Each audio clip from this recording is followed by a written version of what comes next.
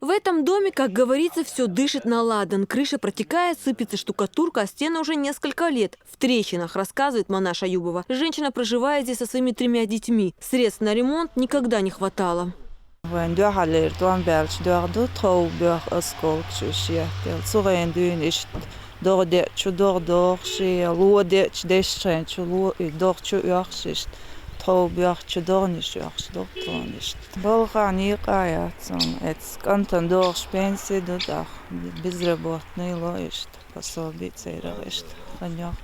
После обращения к главе региона помощи долго ждать не пришлось. Министр труда выехал в Агишты, чтобы ознакомиться с условиями проживания семьи. Убедившись в аварийном состоянии дома, было принято решение выделить новое жилье.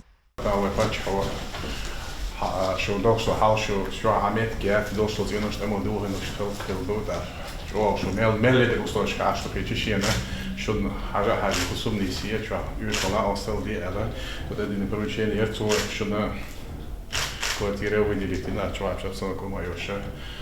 Когда я что на острове, я дел надо дало. Да, вот я хевет кир. Да, и сюда ходил албаш, чувак.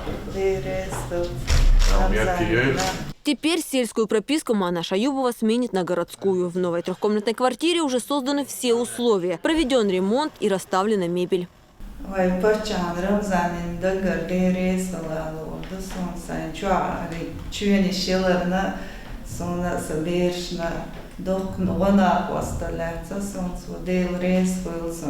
Это не единственный сюрприз, который ждал сегодня мать-одиночку. Уже с новой недели 2 детей Манаш пойдут в новую школу, а старшая дочь выйдет на работу в Грозненский реабилитационный центр.